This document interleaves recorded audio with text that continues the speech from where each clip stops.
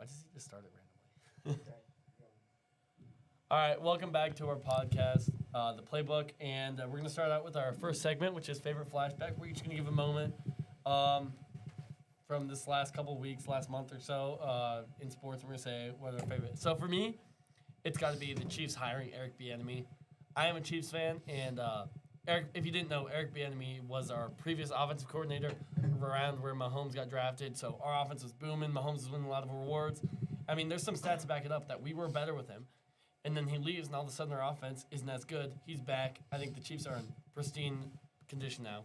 Because with Eric Bieniemy, the Chiefs had Mahomes averaging around. He had both career highs for touchdowns and yards with 5,200 and 50 touchdowns. And without him, Mahomes is throwing about 3,500 yards a year with like 25 touchdowns, which is a significant drop off. Yeah, I mean Eric was a really good add-on. Back when they added him first, when they drafted Patrick Mahomes had one of the best rookie years, and every single year that they've had him, he's had an MVP season or a Super Bowl season. The one year that he's gone, there's no surprise that he plays like he did. I mean, adding him back is going to really help the Chiefs.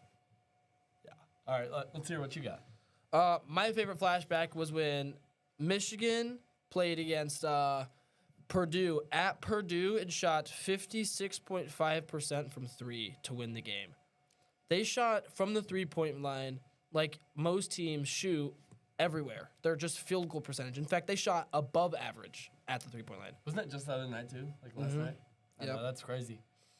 They beat them pretty bad, didn't they? Yeah, played against a Purdue team at Purdue that's already on a good winning streak and shot 56.5% from three. That's unbeatable. You seriously cannot beat a team that's shooting 56.5% from three no matter how good you play. I mean, Michigan's been looking really legit. I mean, they've looked great all season, but I mean, they kind of fell down a little bit with that one loss, but ever since they've kind of been back up there. Oh, yeah, for Dominating. sure. For sure. All right, on to our second segment. It's heating up. We're just going to give a hot take. For me, I think the Chiefs are going to win the Super Bowl next year. Partially that Eric Bieniemy add-on. The Chiefs are about to get a running back in either draft or free agency. Mahomes is going to be back. I mean, the whole crew is coming back, and I just think that this was a fluke. This year was a fluke. They didn't win. They weren't winning Super Bowls, and out of nowhere, just going to fall off forever. They're going to have one fall-off year like this, and they're going to be back on track this next year. They're going to win it all. They're going to come back hard. You know what? I kind of agree with that. I personally hate the Chiefs, but I do kind of agree with that. I don't know if you've seen this stat, but everyone's trying to say Patrick Mahomes kind of fell off. I don't know if it's 6 or maybe 5 years, but it's like Tom Brady in his 6th season played his worst season ever, and everyone was talking about how he felt he was going to fall off, and then the next year he ended up winning the Super Bowl, and I think getting like second in the MVP race. Patrick Mahomes, this is his 6th year, and everyone's trying to say he kind of fell off, but I think he's going to do the same thing. I think he's going to come back stronger. I think the Chiefs will win the Super Bowl next year, and with that, Eric hire. All right, what do you got for your heating up here? What's your hot take? I said the Patriots. This is a pretty hot take. I mean, I don't think the Patriots are going to make the playoffs next year, or if they don't make the playoffs, they're going to be first-round exits. Wow. I mean, I don't want to say I hate it, but that's pretty bold to say coming from a team that just made the Super Bowl. Yeah, I mean, I understand that, but if you really do look at their schedule, they were handed the second-place trophy, pretty much. They were handed. They walked into the Super Bowl, pretty much. I mean, once you give them a real schedule, they're not going to do anything. And in the playoffs, they averaged points per drive less than the 2018 Browns when they actually played against good teams. I mean, I think it's valid. I think it's one of those things we're just gonna have to wait and see, because it's like there's a shot they go out there and win 7 games next year, and then there's also a shot they back it up just like they did this year. So we'll see. Mm-hmm. All right, on to our third segment, the forecast. We got a couple games that we think are going to be good games. You know, a lot of ranked teams. We're specializing in college basketball, men's this one, and on Saturday, number 4 Arizona. They're 23-2. They're going to go to number 2 Houston. They're also 23-2. In conference matchup, top 4. What are you thinking about this one? I'm going to take Houston. Houston's on a little bit of a winning streak, and Arizona's on a little bit of a losing one, but Houston's got the best big men in the country. I've said this multiple times here. Houston's big men outpower every other team's big men on every team, no matter what. These dudes, they have the best center and the best power forward, in my opinion, in all of college basketball. For me, I'm going to take Arizona here. I think Arizona's team this year is just really good. And Houston, I like their coach. He's always disciplining their guys. But I think Arizona's just a more talented team.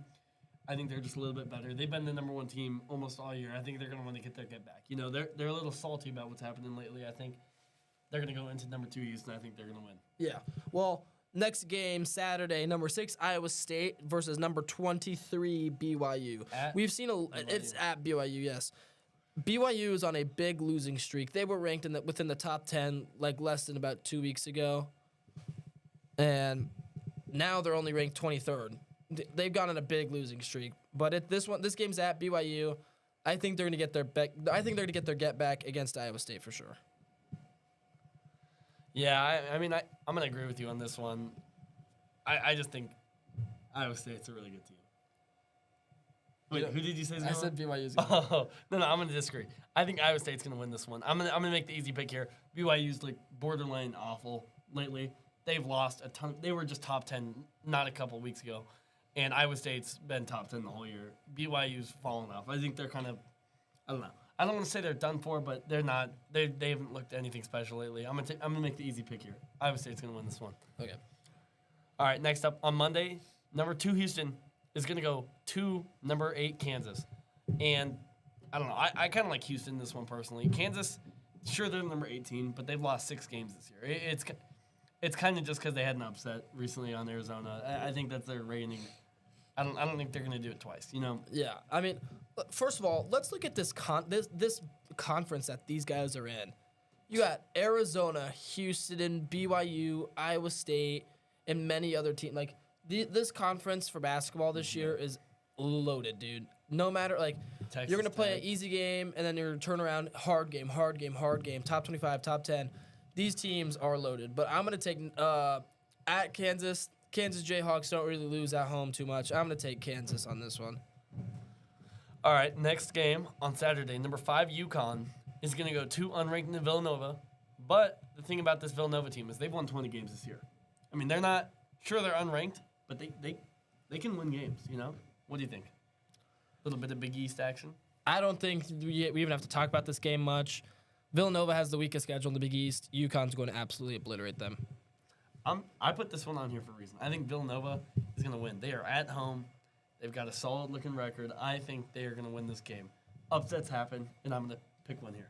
UConn's going to obliterate them. All right, on to segment 4, Must-See TV. We're going to give our best game of the week. And for me, I think it's the Edward Jones Capital Showcase. Number 1, Michigan, is going to number 3, Duke. They're the 2 best teams in basketball, I believe. And, I mean, they both got studs. Their teams are both loaded. Now, Duke Cameron, though, on Duke, Cameron Boozer on Duke, is averaging nearly 23 points, 10 rebounds, 4 assists. He's leading the team in all 3 of those stats. And I don't know. What do you think?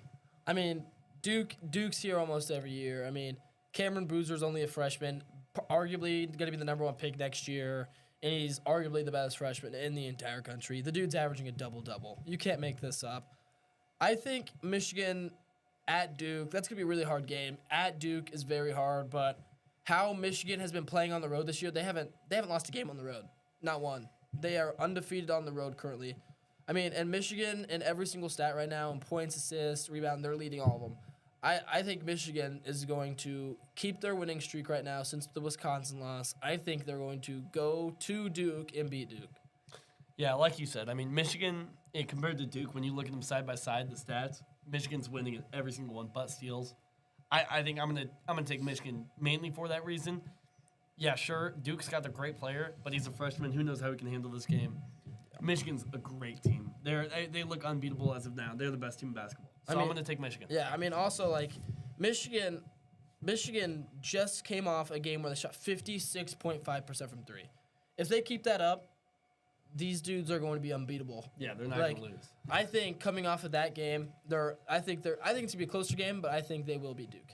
And I think part of the reason that Michigan is so good is they're not fueled by star power. You know, they can have one of their dudes have an off game and still win. They don't have one dude that's they need to rely on. They've got their whole roster is just they're loaded. You know, they've got a whole bunch of guys. Yeah. All right, on to segment 5, the what if. Today we have a good one. We have a little bit of an older one here. What if the Bears draft Patrick Mahomes over Mitchell Trubisky? Yeah, I think, I don't know. Because I think a lot of this is how they're going to turn out on each team. But obviously, Mahomes is our top 3 quarterback of all time. And Trubisky is garbage. So I think the Bears might get a Super Bowl too if this happens. But I don't know. It'd be crazy because going into the draft, a lot of people saw Mahomes and they thought he was a better prospect than Trubisky. And for the Bears to pick him over Mahomes was a little questionable. Yeah, I mean, also, the year where the Eagles won the Super Bowl, not the recent one with Saquon Barkley, the past one where they beat the Patriots in the Super Bowl, that team had to play against the Bears round 1, and the Bears lost. They missed a game-winning field goal to lose to the Eagles. That team had Mitchell Trubisky. I think if they draft Patrick Mahomes instead of Mitchell Trubisky that year, they're in the same shoes, but I don't think they're kicking a field goal. I think they're winning that game no matter what, and I think they take the Eagles spot, and I think they win the Super Bowl that year. Oh, yeah. I'm not going to argue that at all. The Bears, they've had a solid defense. They've had solid weapons. The thing for them has always been the quarterback piece. You know, this year, Caleb Williams, he played pretty good. He wasn't nothing special. He wasn't anything crazy. He wasn't a Patrick Mahomes. And look at what happened. They made, what they get, NFC Championship at second round. Like, they made it pretty deep into the playoffs. You put Mahomes in this roster, it's a scary team. Sky's the limit. Sky's really the limit for this team. I mean, the Bears with Patrick Mahomes, I think would be. I don't think the Chiefs. First of all, let's go to the Chiefs here. I don't think the Chiefs win any of the Super Bowls. I don't think they win a single one. Yeah, I don't know if they hardly make the playoffs with Mitch Trubisky. I don't even know if Travis Kelce and Tyreek Hill would have left earlier, and Travis Kelce wouldn't even be here anymore. He'd be at a different team or retired. They wouldn't have any Super Bowls under their belt. I think if Patrick Mahomes were to go to the Bears, it would literally be a switch around. I think the Bears would have all these Super Bowls, and the Bears would be like this era's Chiefs. I mean, that's a completely league-altering thing, too. Yeah. Switching the power to the NFC, that's a big thing. All right, that's going to be all for today for the Playbook, and I'm Tyler. I'm Ben. Thank you for watching. Thank you for watching. I don't know what I said.